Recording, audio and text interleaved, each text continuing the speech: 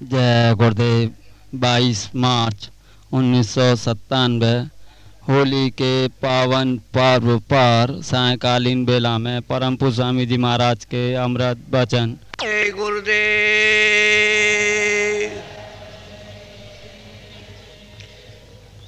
जय गुरुदेव,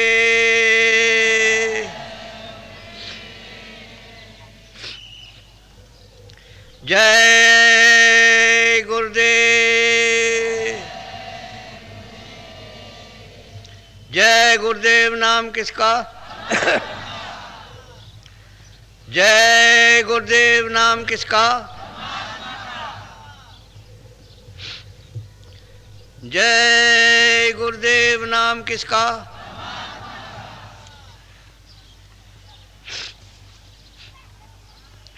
मान तू भजो गुरु का नाम,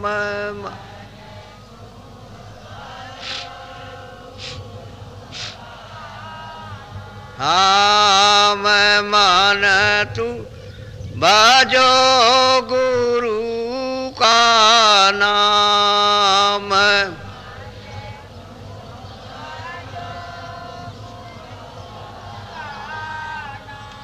हम दया मेहर से नरतन पायो,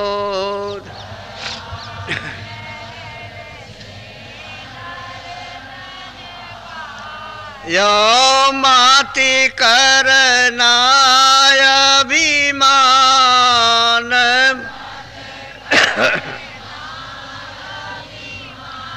आन मान तू भजो गुरु का नाम, मान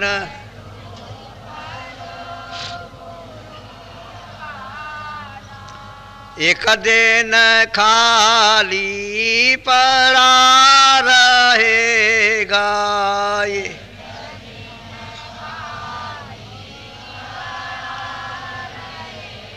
गाजाई बसे शमशान,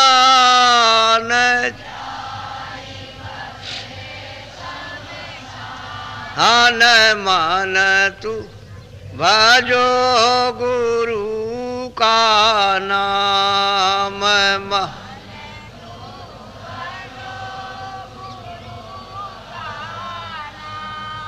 जो धन तुझको दिया गुरु ने,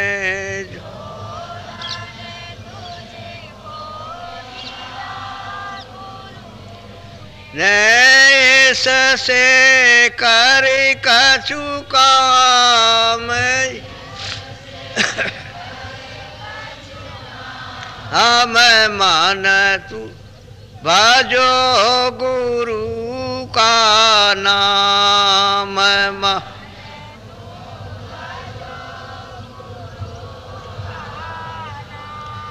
अंत समय यों ही लौट जाएगा,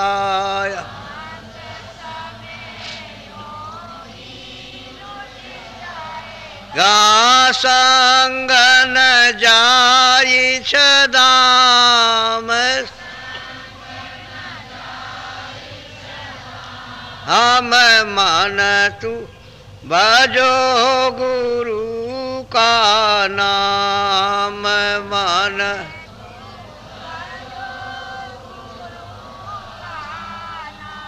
यह संसार रहने का सुपना,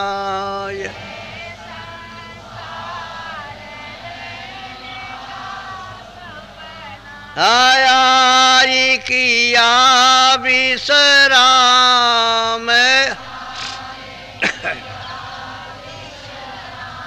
हम मान तू भजो गुरु का नाम,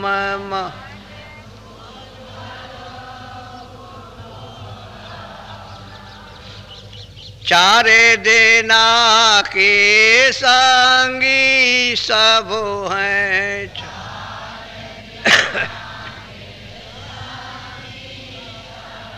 हे अंत न आवे काम, हम मान तू भजो गुरु का नाम मन।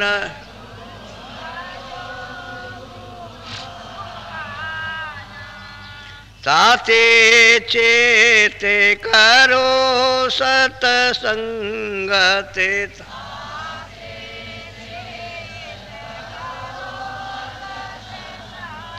अते भजन करो आठो जाम, हम मान तू भजो गुरु का नाम मन।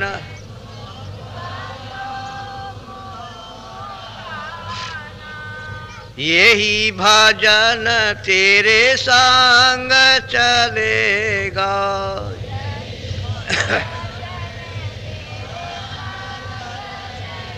एगा पावेगा आराम,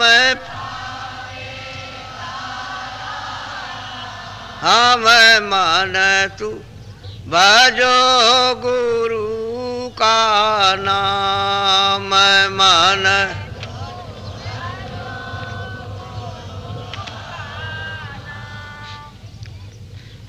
तात दया मेहर सते गुरु से लेकर,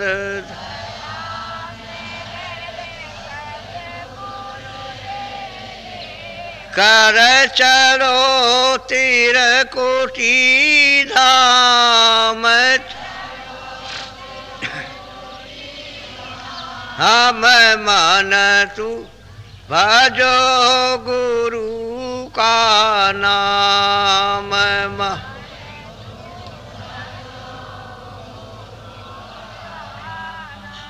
काल कर्म से बंधन छूटेगा,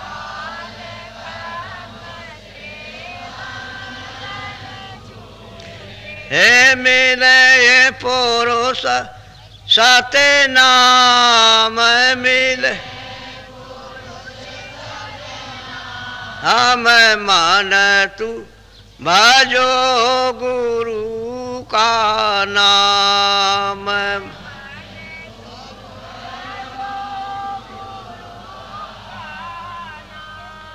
जय गुरुदेव। उस मंदिर आपको मृतलोक में अनमोल दिया गया, वैसे ही आपका नहीं है, ये दूसरे का है। आपको उसने दिया है कि ऐसा मकान मिलेगा नहीं। जीवात्मा को इस पे बैठा दिया और उसने कहा कि तुम जगा सकते हो तो जगा लो, हमारी तरफ से कोई बंधन नहीं है। अच्छे भी काम करो, बुरे भी करो, न हम अच्छे काम के लिए रोकते हैं न बुरे काम के लिए, लेकिन जो कुछ भी कर्म करोगे उसको भोगना होगा। ये आपके ऊपर में सब डाल दिया, अपने हाथ में उसने कुछ नहीं रखा, ना वो आदेश करता है ना वो मना करता। सब आपकी जिम्मेदारी है कि अच्छा करो बुरा करो, जो भी करोगे अच्छे बुरे काम सब आपको भोगना, उससे नहीं बच सकते। फिर उसने कहा कि मैं कोई बंधन नहीं लगाता हूँ, तुम अगर उस मंदिर में जीवात्मा को जगाना चाहते हो तो जगा लो, वापस पहुँचा दो, मेरी तरफ से तो कोई रोक टोक नहीं है, तुम चाहो तो करो। लेकिन वो जो हिसाब है अच्छे बुरे कामों का वो देना पड़ेगा। वो तो किसी से मुजरा करा लो, किसी से माफ़ करा लो, हम तो माफ़ करेंगे नहीं। जिसने ये मनुष्य मंदिर दिया उसने कहा हम माफ़ नहीं करते, हम तो जो जैसा है उसका फैसला करते हैं। और कोई मिल जाए कोई महात्मा तो उनसे माफ़ करा लो, कर सकते हैं तो तुम ढूंढ लो, उनकी तलाश कर लो, कहीं मिल जाए और मिल करके वो माफ़ कर दे।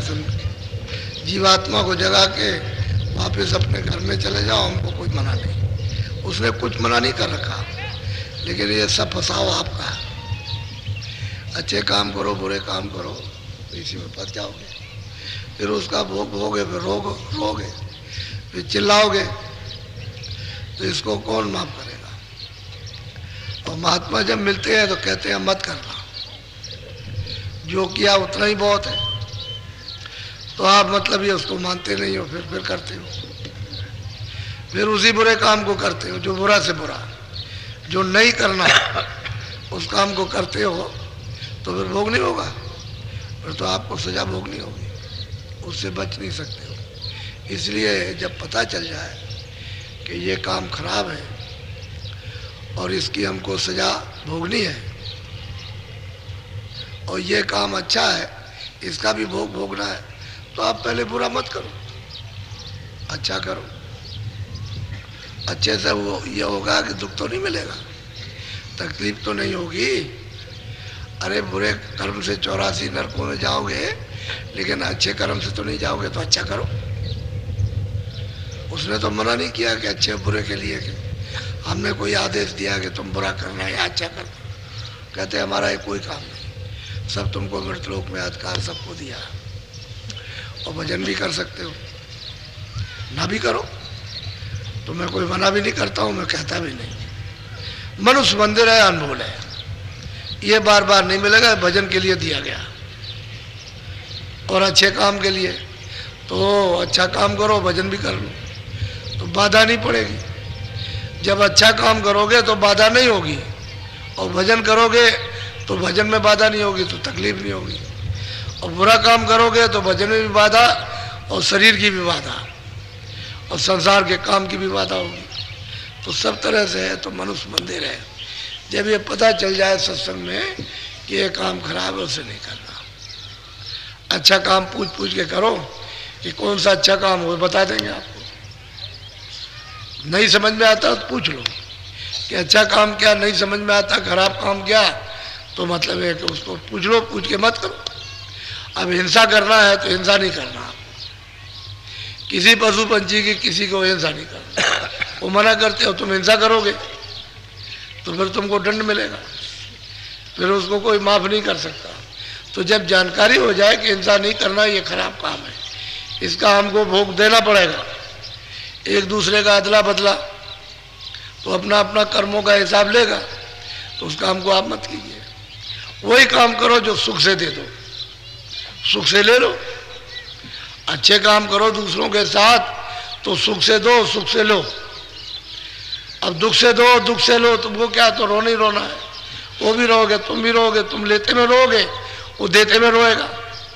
अरे देते में भी सुखी रहो और लेते में भी सुखी रहो। तो अच्छे काम करो, बुरे काम मत करो। तो जब मना करते हैं तो कुछ नहीं, हिंसा में सब जुट गए। अब ये पशु पंछी और ये सब मनुष्य, इनकी उनकी सबकी हिंसा करने लगे, और बुद्धि पागल हो गई। अब वो सवार हो गया जनून, जनून पागलपन सवार हो गया, बुद्धि पर बैठ गया भूत। तो फिर क्या करेगा, वही काम करते हो उसी को, तो फिर भोग भोगना होगा, सजा मिलेगी आपको। तो इसलिए जब मालूम हो जाए तो बहुत विचार के साथ में उस काम को नहीं करना, अच्छा काम करना शुरू करो। तो धीरे से अच्छे काम के साथ में जो बुरा काम है उसके साथ में भी निपटारा हो जाए, नहीं तो ना अच्छे का हो ना बुरे का हो, वो तो भोग भोगना पड़ेगा। तो मोटी सीधी सादी बात है। अब इस समय पर बज गया है 4, मुझे 20 मिनट भजन पे बैठाना है, क्योंकि 4:30 से सत्संग है। तो आप थोड़ा सा भजन पे बैठ जाओ, थोड़ा सा 20 मिनट। आँख और कान ठीक से बंद करो, ऐसे नहीं कि ऐसे बैठ गए, ऐसे बैठो, ऐसे इस पर रखो हाथ, ताकि तुम्हारा मन इधर उधर ना हो। ऐसे आँख बंद करो, कान कपड़ा से पर डाल लो, क्योंकि उतना हिस्सा ढका रहना चाहिए आँख का और कान का, उसको ढक करके रखो। और आँख और कान बंद करो, और ऊपर की तरफ ऊंचा ध्यान देकर अंदर के कान से सुनो, जो तीसरा कान है, लेकिन मन बुद्धि चित्त को कानों के साथ रोक कर बैठ जाओ भजन पर। गुरुदेव जय गुरुदेव। जय गुरुदेव।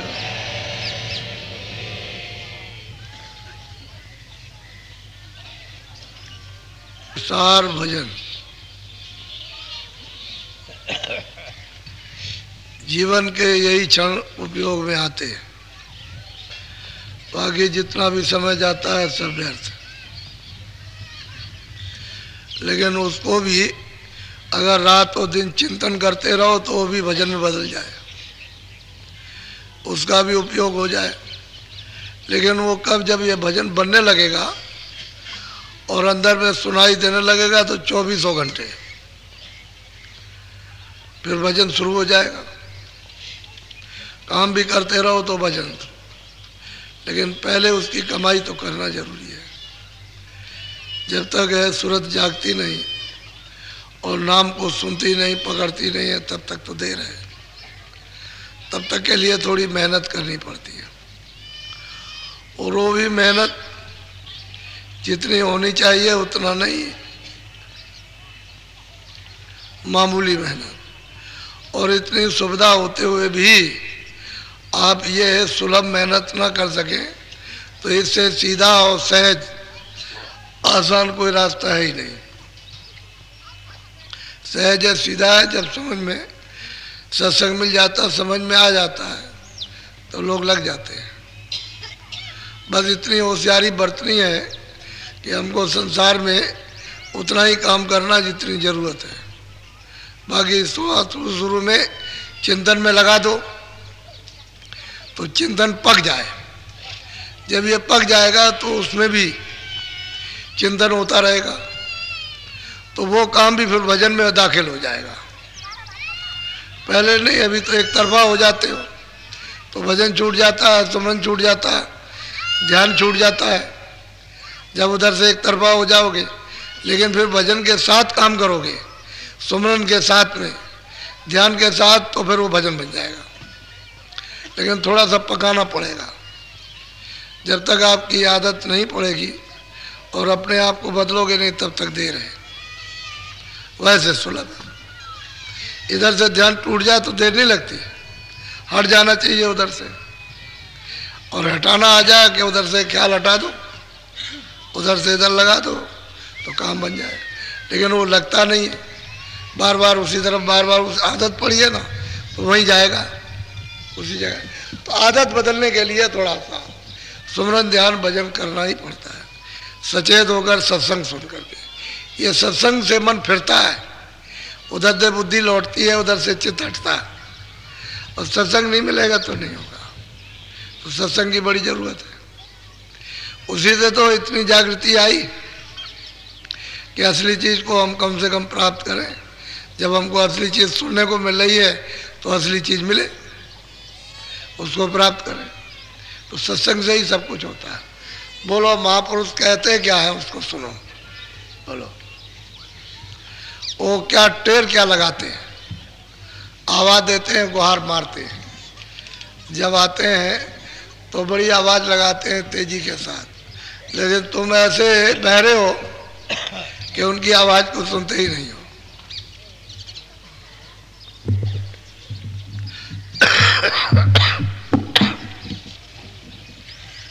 कोई मानो रे कहने हमारी, कोई मानो रे कहने हमारी।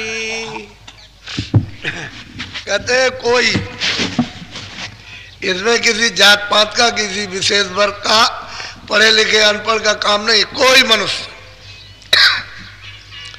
अरे कोई मेरी कहन को मान लो,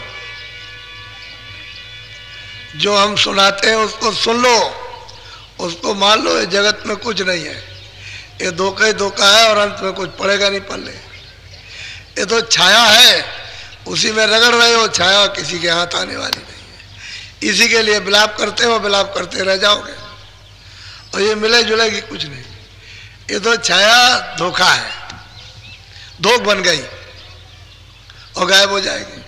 वही जैसे भूत है, दिखाई देता है, वो गायब हो गया, उधर दिखाई देता है, गायब हो गया।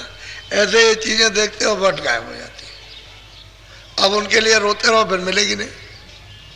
रोते ही रह जाओगे। इनमें कोई चीज़ तुम्हारी नहीं है, अब वो तो छाया है। अभी उसने ये रूप बना लिया, फिर वो रूप बना लिया, फिर वो मोहिनी रूप धारण कर लिया, तुमका मन तुम्हारा हरण हो गया, हर लिया तुमको, अपने में मिला लिया, मन नहीं छूटता, इंद्रियां उधर से हटती नहीं है। तो कहते हैं कोई मानो रे कहन हमारी, आवाज देते हैं, अरे भाई कोई मान लो मेरी कहन को, उसको सुन लो, समझ लो। तो क्या समझाना चाहते हैं, बोलो।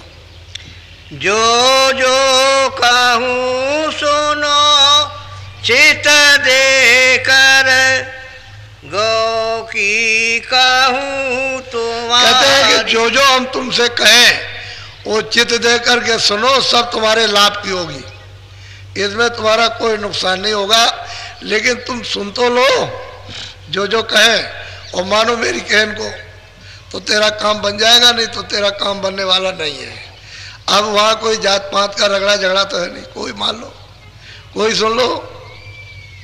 तो जो जो कहें सब तुम्हारे लाभ की कहते हैं, फायदे की, उसमें हानि तुम्हारी कुछ नहीं है। बोलो।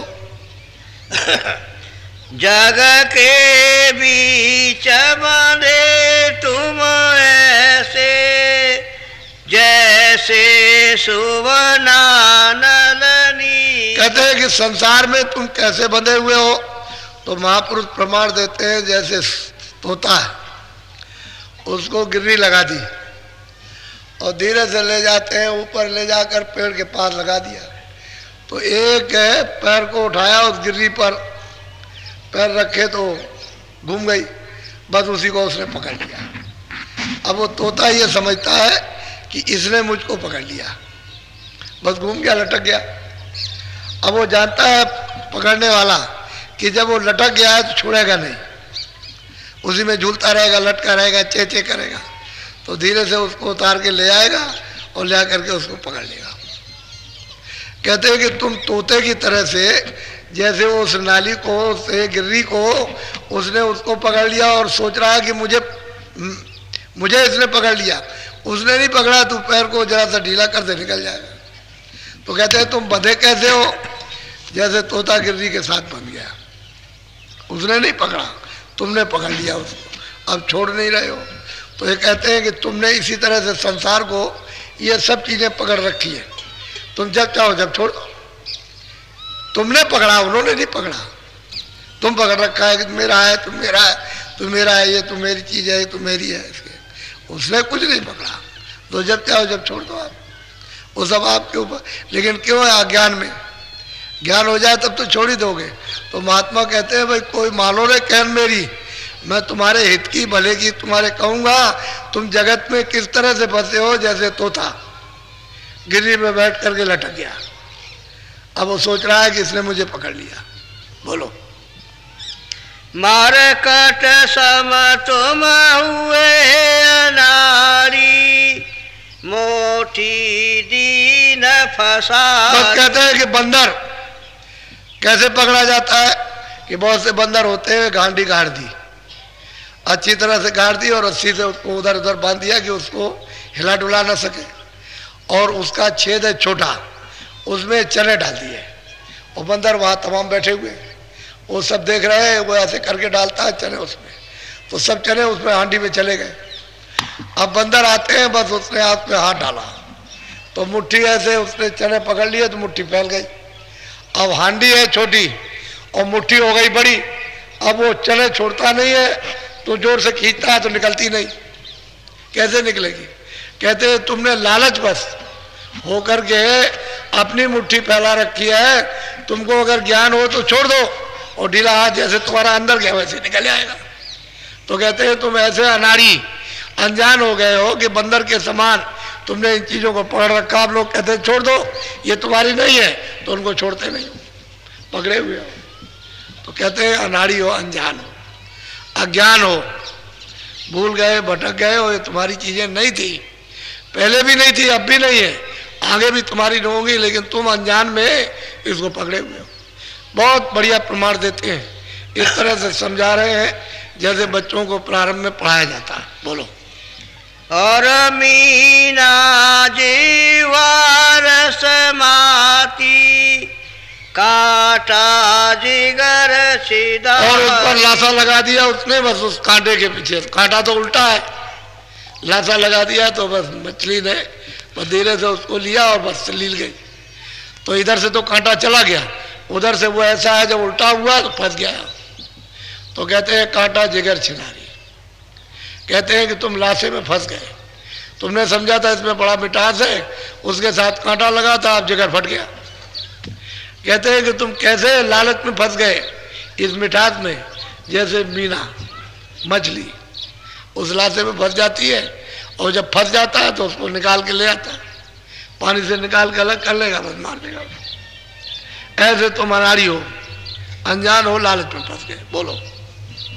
गज सम मूर्ख हुए इस वन में, मोटी झूठी हथनी दे। कहते हैं गज हाथी को कहते हैं, जंगलों में हाथी रहते हैं तो लोग कैसे पकड़ने जाते हैं तो बड़े मत वाले होते हैं, गड्ढा खोद देते हैं उसी के ऊपर, बस वो हत्ती पत्ती डाल दिया, कुछ लकड़ी डाल करके वैसे ऊपर, और उस पर एक ऐसे कागज का उसी तरह का हाथी बना दिया नकली। तो उसमें तो कोई वजन नहीं रहता, उसी पे खड़ा कर देते। वो बस स्पर्श करने के लिए आता मस्ती में, तो बस उसने जो पैर रखा तो वहाँ तो गड्ढा है, बस जो उसने रगड़ा उसमें तो बस गड्ढे में चला गया। बस में 7-8 दिन भूखा प्यासा पड़ा रहता है, बाहर से भी छेद मारते, वो पील मार वो चुभोता है, तो उसको बस में करता है, फिर धीरे धीरे कुछ थोड़ा बहुत पानी कुछ खाने को देगा, फिर वो ले आता, बाहर निकाल जाता। रास्ता दे दिया, बाहर आ गया, उसके बस में हो गया। कहते हैं कि तुम मूर्ख, इस तरह से तुम इस वन में एक जंगल में फंसे हुए हो कि जैसे वो मतलब ये है कि वो मूर्ख मतलब है कि सच्चा हाथी समझा और हाथी वो नकली है, और मारा धक्का उसको, बस उस गड्ढे में चला गया।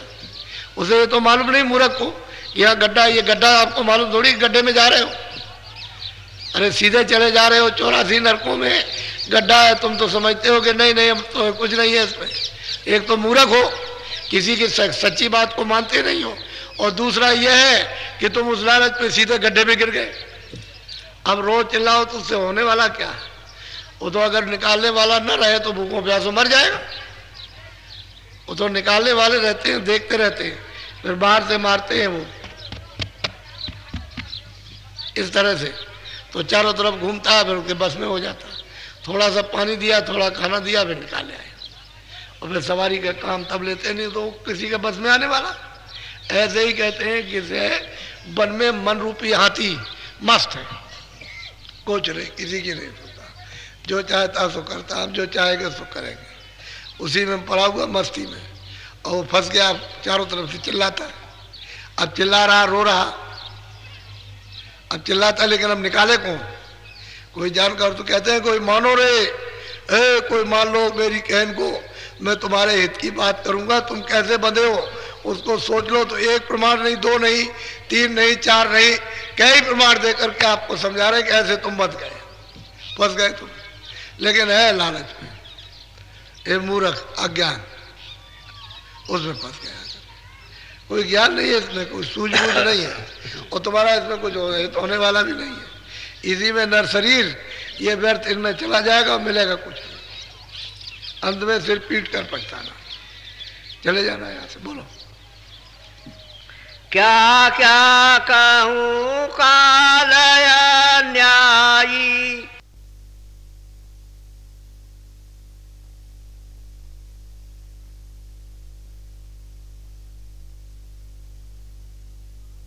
भाई काल अन्यायी कुछ नहीं, वो ये कहते हैं कि उन्होंने तो तुमको अधिकार दे दिया और ये भोग दे दिया तुमको, अब वो फैला दिया और तुम उस पर फंस गए।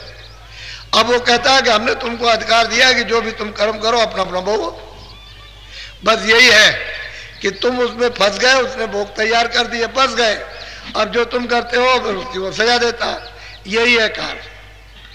मत करो, अपने अधिकार का उपयोग कर लो, मत करो आप, तो फिर तुमको सजा क्यों देगा? ना अच्छे की देगा ना बुरे की, तब तो जीवात्मा निकल जाएगी, क्योंकि उसका घर होता तब तो सजा ना मिलती, घर में तो सजा मिलेगी नहीं, घर में तो सुख से आराम से निश्चिंत है, बेचैन, न कोई मारे न कोई पीटे, न वहाँ कोई काल है, न कर्म है, न पाप है, न पुण्य है, न अच्छा है, न बुरा है, न सुबह है, न शाम है, न दिन है, रात है, न बीमारी, न भूख है और न प्यास है। वहाँ तो कोई झगड़ा है नहीं।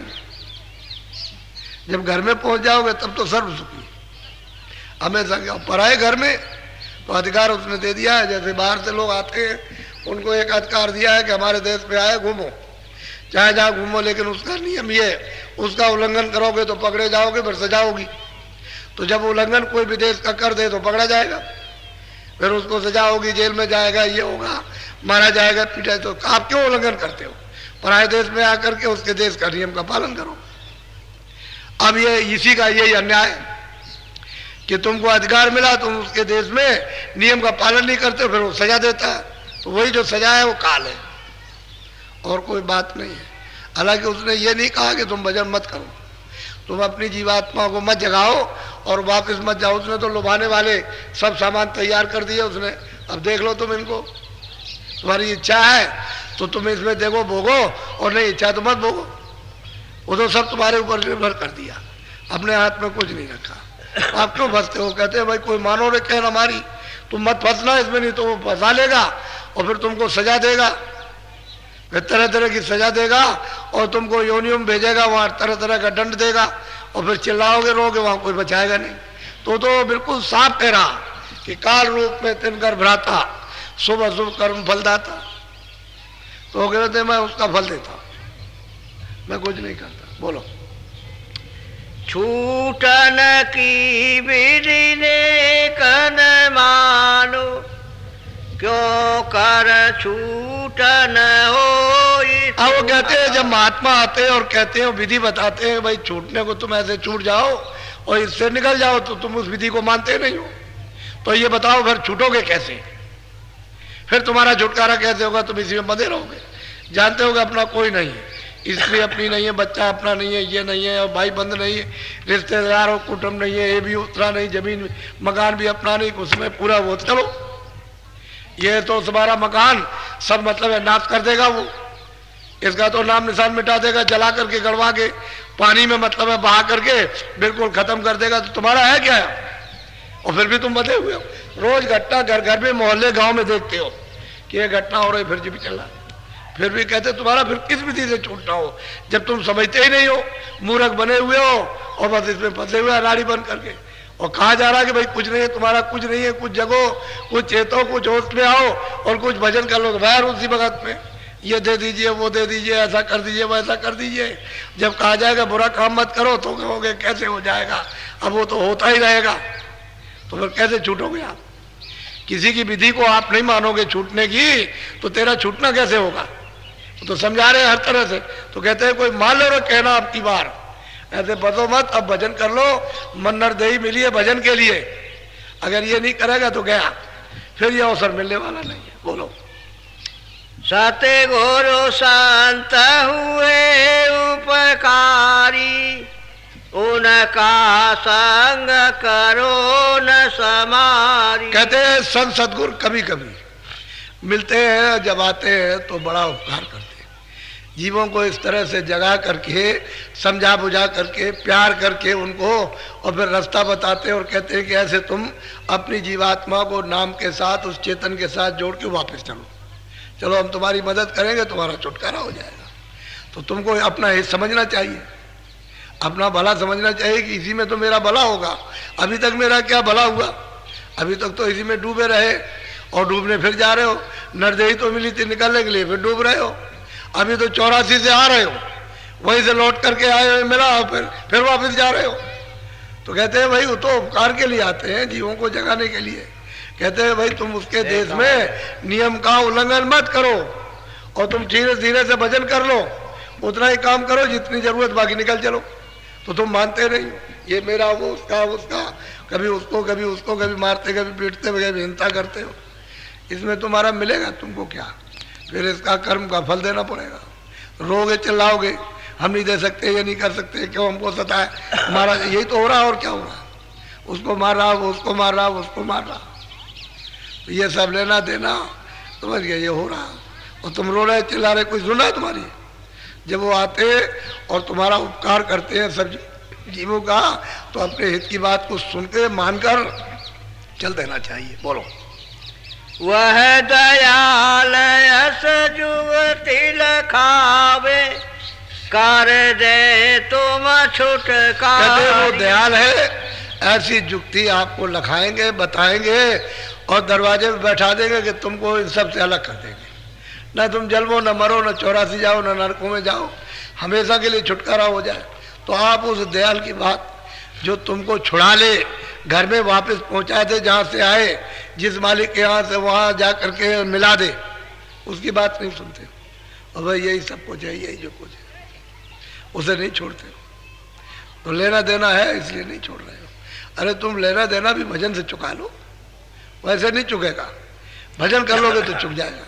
बोलो। 5 तत्व गुण 3 जेवरी, काटे पल पल अब कहते हैं 5 तत्व जल पृथ्वी अग्नि वायु आकाश, इनका बना हुआ शरीर, और इसमें 3 गुण है, रजोगुण तमोगुण। सड़ो तो ये 8 रस्सी है, बात बात की रस्सी है, उसको कहते हैं, उनको रस्सियों को काट देते हैं और जीव को उससे निकाल लेते हैं। वो तो दयाल है, वो तो जुक्ति दे करके ये रस्सी को काट करके निकाल लेंगे, ऊपर जगा देंगे तो ऊपर खड़ी हो जाएगी, तब तो नीचे दिखाई देता है। ऐसे कैसे, तो आंख बंद है, ऐसे क्या दिखाई देगा। वो तो जब तक सूरत की आंख नहीं खुलती है तब तक ये बाहर की शरीर की आंखें तो इसको देख नहीं सकती। जब वो आंख खुलती है, जागती है, तब कहती हो ऐसी गहरी रस्सी में जो कांटे नहीं काट सकती है, मशीन और आग नहीं काट सकती है, ऐसी रस्सियों में बंधे हुए हो। तो कहते हैं वो दयाल है, ऐसी जुक्ति दे देंगे कि तेरा बंधन ही टूट जाएगा, कट जाएगा। और 5 तत्व तो 3 गुण इसमें बंधा पड़ा हुआ, इनका जब तक कि हिसाब मुजरा नहीं होता तब तक कौन छूटता है। बोलो। उनकी संगति करो भरम तज, पावो तुम गति न्यारी। कहते हैं कि उनकी सत्संग, उनका उनके पास जाओ तो भरम छोड़ दो। ये ऐसा वो ऐसा, वो ऐसा वो ऐसा, वो ठीक है ये ठीक नहीं है, ऐसा वैसा कुछ नहीं। इस भरम को छोड़ दो और उनकी संगत करो, और जो वो बता दे बस तुम उसको करो। उसको जो नाम बताएं, जो रास्ता बताएं, कहते हैं तुम भजन करो और अपना अलग हो, तब तुमको ये सब समझ में आएगा कि हम कितने बड़े भरम अंधकार में उस तूफान में फंसे हुए थे। ऐसे कैसे मालूम होगा उस बेचारे को। ये तो जीव फंसा हुआ है, कब से फंसा हुआ चला रहा, जब से आया है अपने घर से, अपने मालिक के यहाँ से, तब से अभी तक फंसा ही है। कभी इसका उबार हुआ ही नहीं और चल ही रहा है अभी तक, उसका यानी बंद नहीं हुआ, चल रहा, जा रहा, आ रहा, जा रहा, चल रहा, लेकिन उसका फेरा कट नहीं रहा। वो तो फेरा ऐसे ही लग रहा है, ऐसे भाई ऊपर नीचे बस ये चल रहा। जब घर में जाओगे तभी स्थिर होगे, वहाँ आना जाना कुछ नहीं। बोलो। जगत जाल सब रो खा जानो, मन मूरख संग कीनी। कहते हैं कि जगत जाल ये धोखा है, मन मूर्ख। इसने यारी कर ली है, दोस्ती इस जगत जाल से। जब दोस्ती कर ली है तो अब कितना भी समझाओ तो मन मूर्ख है, कोई बात सच्ची मानता ही नहीं और भ्रम करता है, और इसको समझता है ये सच्चा है। सही बात तो ये, इसमें कुछ भी सच्चा नहीं है, सब धोखा ही धोखा है। लेकिन अब बंधा पड़ा हुआ है। तो जब तक कि दयाल की महापुरुषों की दया नहीं होती तब तक ये बंधन कटेगा नहीं। तो कहते हैं तुम चेत करके सत्संग सुनो और भरम को हटाओ, तो फिर तुम्हारी रसरी कटे। और भरम जीव का तुम बड़ा रहेगा तो फिर क्या है, उसी में गिरे डूबे रहोगे। भरम क्या, संदेह है। संदेह जो है सर्वनाशक, उसी को भरम कहते हैं। और भरम में ये कोई दवा किसी के पास नहीं है, इसकी दवा तो महात्माओं के पास तो मिलेंगे नहीं, आप जाएंगे नहीं, तो कैसे आपका ये बंधन कटेगा। बोलो। इसका संगत जो तुम छिन छिन, नहीं ये लेगा। अब वो फैसला है कि अगर तुम इसका संग नहीं त्यागते हो, छोड़ते हो, तो बस समझ लो आप कि तुम्हारी जान लेगा और तुमको छोड़ेगा नहीं। क्योंकि तो ये तो बेकार है मूर्ख के, और मिलेगा उसमें कुछ नहीं। और मूर्ख उसी में गिरता है, उसी में गिरता है, रोता है, पछताता है, अब नहीं करेंगे, अब करेंगे, फिर करता है, फिर पछताता, फिर उसी को करता, उसी में फंसा हुआ, उसी को समझता ही है और मिलेगा कुछ नहीं। जब अभी नहीं मिला तो आगे क्या मिलेगा? अभी तक आपने इन भोगों से कुछ पाया नहीं, संदेह तो रहा कि अब मिल जाएगा, अब मिल जाएगा, अब मिल जाएगा, ये भी तो शक है, अब मिल जाएगा, लेकिन मिला तो नहीं। अब मिल जाएगा, अब हमको रस मिलेगा, आनंद मिल जाएगा, आनंद मिलेगा, अब मिल जाएगा, अब आगे मिल जाएगा, और वो दिन निकल गया आपने, तो आगे दुख बरसने लगा। तो सोचा था आनंद मिलेगा, अब दुख आ गया, अब वो मौत का घाट आ गया, तो अब क्या कर सकते हो? कोई बचने का उपाय? और महापुरुषों के पास जाते नहीं, वो वहां पहुंच ना सके तो तुम्हारा जीवन ऐसे ही चला गया। तो कहते हैं कोई मान लो मेरी बात को, मेरी कहन को सुन लो, समझ लो, तुम्हारे हित की बात करता हूं, अरे कुछ कर लो अभी, नहीं तो ये सब तुम्हारी जान ले लेंगे, और कोई किसी का नहीं है।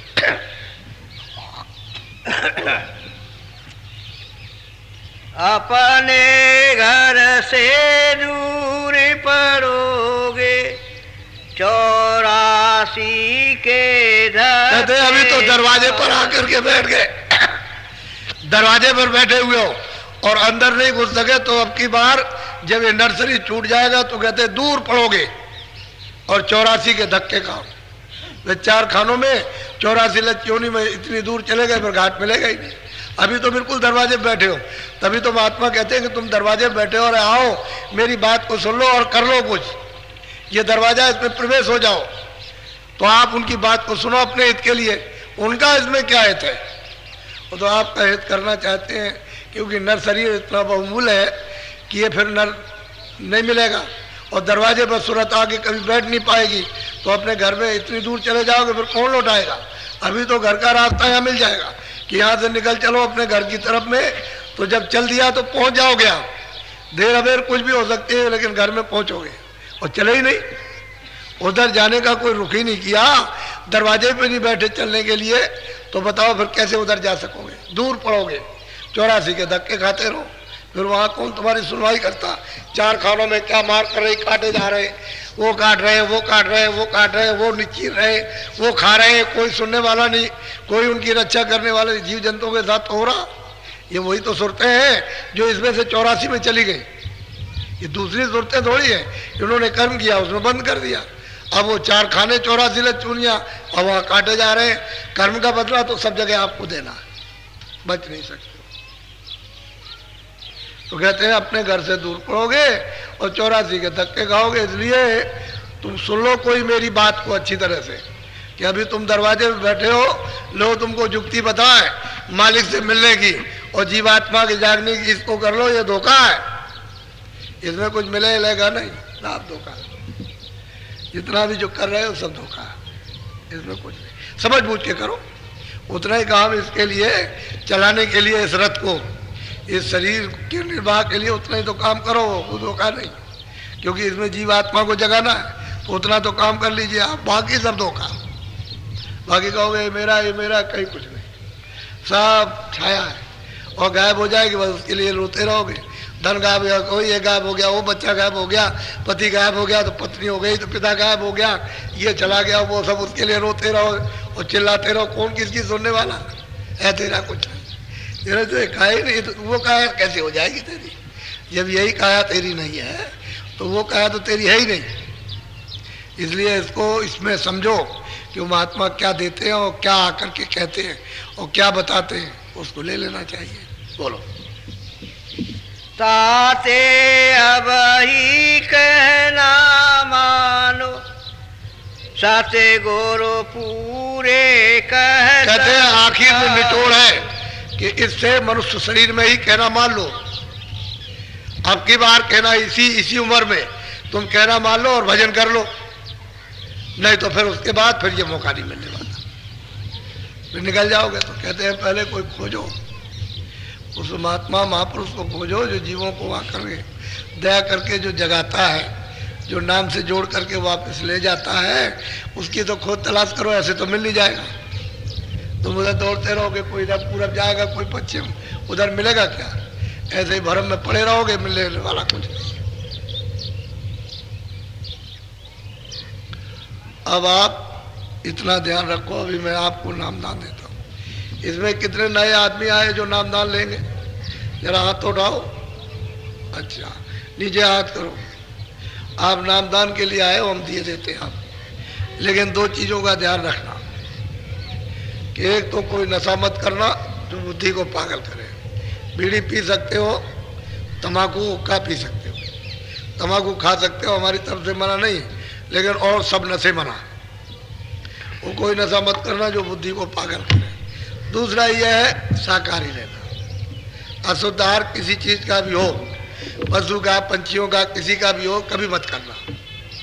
वो अशुद्ध आहार वो मिट्टी है, मुर्दा, उसका आहार मत करो। भाई इन दो चीज़ों से बचो। बाकी अनाज है, सब्जी है, फल है, घी है, दूध है, ये खूब 100 बार खाओ, अच्छे कपड़े पहनो, अच्छे मकान में रहो, कौन मना करता है? लेकिन दो चीज़ों से बचो तो कम से कम इतना। और तुम अगर नशा करोगे तो तुम नामदानी नहीं कहलाओगे। वैसे ले जाओ, हम तो सबके साथ में तुमको दे देंगे, लेकिन यह है कि तुम नामदानी नहीं कहलाओगे। अगर तुमने नशा किया और बुद्धि पागल हो गई तो तुम नामदानी नहीं हो, फिर सजा आपको उतनी मिलेगी, उससे ज़्यादा। इसी तरह से अशुद्ध आहार मत करो। तुम नामदान ले जाओ, अशुद्ध आहार करने लगो, तो ऐसा मत करो, पक्के हो जाओ, पहले सत्संग सुनो कि हमको नहीं लेना, और उसके बाद जब नामदान लो तो फिर ये काम मत करना, नहीं तो फिर तुमको कोई बचाएगा नहीं। वहाँ तो बचना ही नहीं, और भी कोई अगर मिल जाए तो बचाने वाला नहीं है। इसको अच्छी तरह से तो समझ बूझ करके काम करो, जिसकी ज़रूरत है उतना काम करो। खाने को मना नहीं किया, अच्छे से अच्छा खाना, अच्छे से अच्छा पहनना, अच्छे मकान में रहना, मतलब ये सब चीज़ें आप अपने उपयोग की शरीर के लिए करो, जिससे शरीर बिल्कुल स्वस्थ रहे, निरोगी रहे। और गंदी चीज़ें क्यों खाते हो? उससे क्या शरीर अच्छा रहता है? शरीर कितना गंदा हो जाता है, कितना रोगी हो जाता है। तुम देखते हो इसी सब चीज़ों से तो बीमारियां फैल गई। और फिर छुआछूत, उसकी बीमारी अलग। तुम सोचते हो हमने नहीं किया, हमने नहीं किया। नहीं, तुमने किया कैसे नहीं? तुमने छुआछूत का परहेज किया, तुम्हें वो छूत की बीमारी लग गई। तरह तरह बर्तनों में खा लिया, इसमें खा लिया, उसमें खा लिया, ये छूत उसके साथ बैठ गए, उसके साथ बैठ गए, तो छुआछूत की बीमारी लग गई। वो भी तो बीमारी है। डॉक्टर कोई ऐसे हाथ धोता है? थोड़ा फुंसी का ऑपरेशन करेगा तो कई बार धोएगा हाथ साबुन से, ताकि इसमें कुछ लगा न रह जाए, कीड़े ना आ जाए। वो तो इतनी सफाई करता है, तुम ऐसे ही। ये सब बीमारियां इसीलिए फैल गई, और इस पर कोई आदमी जोर नहीं देता कि जिस कारण से बीमारी फैली है वो उसके लिए तो बिल्कुल एकदम से खुला हुआ प्लेटफॉर्म, और मतलब ये और चीज़ों के लिए आप कैसे ठीक हो जाओगे? ऐसे कोई ठीक हो ही नहीं सकता। चाहे जितने अस्पताल और दवाइयाँ खोल जाए, उससे क्या होता? शुद्ध आहार, यही आपके लिए लाभकारी है, दूसरा नहीं। वो तो बीमारियों का घर है, परेशानियों का घर है, दुखों का घर है, रोने का है। शरीर कटवा दो, काट डालो शरीर को, समझ, अंदर और बाहर बिल्कुल इसको फाड़ डालो, और रोते चिल्लाते रहो, कोई सुनने वाला नहीं। तुम सामने ही अपनी दुर्गत कराते हो, बाकी तो दुर्गत होनी है। इसलिए शाकाहारी शुद्ध आहार करो। बीड़ी तम्बाकू का अपना पियो, जो पीते हो खाते हो वो तो खा पी लो, लेकिन ऐसा कोई नशा मत करो कि बुद्धि पागल कर दे, तुम्हारा होश जाता रहे। उसी की तो मनाही है, और सबने मना किया।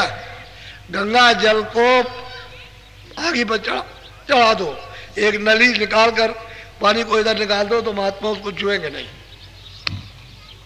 इतनी छुआछूत है गंगा जल। लेकिन नली से गर्म करके पानी निकाल दिया तो छुएंगे नहीं।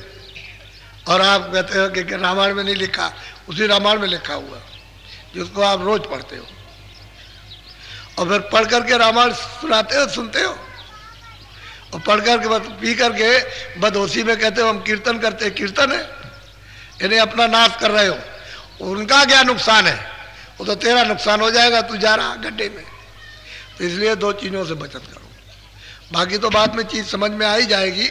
घर में बाल बच्चों को सिखाते हैं, अरे भाई बुरा काम मत करना, झूठ मत बोलना, धोखा मत। तेरा जेब से अगर 5 रुपए निकाल ले तो लड़के को समझाएंगे बेटा तुम ये काम मत करना, पैसा मांग लेना, लेकिन जेब से मत निकालना। ये तो घर में आप सिखाते ही हो, तो फिर चोरी क्यों करना? अरे बाहर से कोई सामान ले आओगे तो भी तो चोरी है, वो काम क्यों करो आप? तो जो चीज़ें मना है वो तो मना ही है।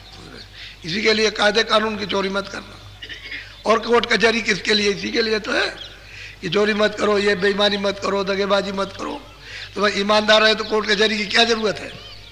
किसी सिपाही की ज़रूरत नहीं। पहले तो सिपाही थे नहीं, पहले तो सब व्यवहारिक सब था, व्यवहार था, ये सब काम नहीं होता था। जैसे जैसे गड़बड़ी होती गई फिर वैसे ही कोर्ट कचहरियाँ और तमाम सिपाही और बंदोबस्त होने लगा और बस कुछ नहीं हुआ, वो तो मामला सब बिगड़ गया। इसलिए सूझबूझ होनी चाहिए, समझ होनी चाहिए। तो जो चीज़ लो वो ये समझ करके लो कि भाई मुझे अपना कल्याण करना। अब जो कुछ किया वो तो हो गया, अब जो किसी तरह से क्षमा याचना माफ़ी हो जाए तो अच्छा है। और कुछ भजन कर लो अपनी जीवात्मा के बचाने के लिए, वो दुखों से छुटकारा उसका हो जाए, नहीं तो फिर गई, वो जाने वाली है। तो आप नामदान तो हम दे देंगे, क्योंकि तो सब तरह के लोग आते हैं बैठे रहते हैं, तो मैं तो उनको उठाता नहीं, क्योंकि वैसे तो मैं कह सकता हूँ कि उठ के चले जाओ तुम वहाँ से, लेकिन अब वो बैठे हुए तो आप कहोगे उनको क्यों उठा दिया। तो ये मिलेगी चीज़ उसी को जो चाहता है, बाकी सुनने को सुन लो, उनके पास रहेगा नहीं। वो जो महात्मा जो देते हैं वो ऐसे थोड़ी है, मतलब इसी तरह के होते हैं कि तुम समझ लोगे कि हाँ ऐसे ही हो गया। वो तो वही चीज़ रुकेगी जहाँ जरूरत है, जहाँ उसका घट नहीं है, उसका बर्तन तैयार नहीं, वो नहीं रुकेगी, वहाँ छू करके नहीं जाएगी वहाँ। लेकिन जहाँ बर्तन तैयार हो जाएगा वहाँ उसको मिल जाएगा। तो चीज़ है कि बर्तन तो अपना तैयार कर लो ताकि जल्दी से जल्दी उसमें वो चीज़ रख दी जाए और तुम उसको रख करके उसका फ़ायदा उठा सको, वैसे कुछ नहीं। तो नामदान ले लो, हम आपको दिए देते हैं। और अब रोज़ करना, आप ये नहीं जो रास्ता आपको बताया जाए रोज़ उसको 1 घंटा ये समझो कि मुझे भजन करना है, 24 घंटे में 1 घंटा, और 23 घंटे करके काम करना। बच्चों की सेवा है, खेती है, दुकान है, दफ्तर है, ये सब कुछ करो, उसी में सब काम करो 23 घंटे में 1 घंटा भजन। जीवात्मा के लिए 1 घंटा, शरीर के 23 घंटे, तो तेरे लिए तो फायदा ही है कि 1 ही घंटे में अगर कल्याण हो, तेरा जागरण हो जाए, तुम अपने घर की तरफ चल पड़े और घर में पहुंचे, ये लाभ है कि 23 घंटे। तो 23 घंटे तो इसके लिए काम करिए, मकान के लिए जो तेरा नहीं है, और 1 घंटा उसके लिए जो इस मकान में रहता है। और मकानी के लिए तू लगा पड़ा है कि और 24 घंटे हमको मिल जाए तो हम इसके लिए करें, तो ये तो तेरा है ही नहीं। तो जीवात्मा के लिए भी कुछ कर ले। तो अब आप नामदान ले लो, जो जो भगवान का नाम बोलेंगे सब लोग एक साथ, एक आवाज़ में बोलना, कोई आगे पीछे नहीं, सबकी आवाज़ एक निकलेगी। ऐसे बैठ जाओ, मान सम्मान से लो, जो जो नाम बोलते जा आप बोलते जाना, जब मैं चुप हो जाऊंगा तो आप चुप हो जाना, और सब लोग एक साथ बोलना, आगे पीछे नहीं, सबकी आवाज़ समान बराबर निकले, न तेज न कम। धीरे से आप आवाज़ जो जो नाम बोलते जाओ उसी को बोलते जाना, जब मैं चुप हो जाऊंगा तो आप चुप हो जाना। बोलो जय गुरुदेव।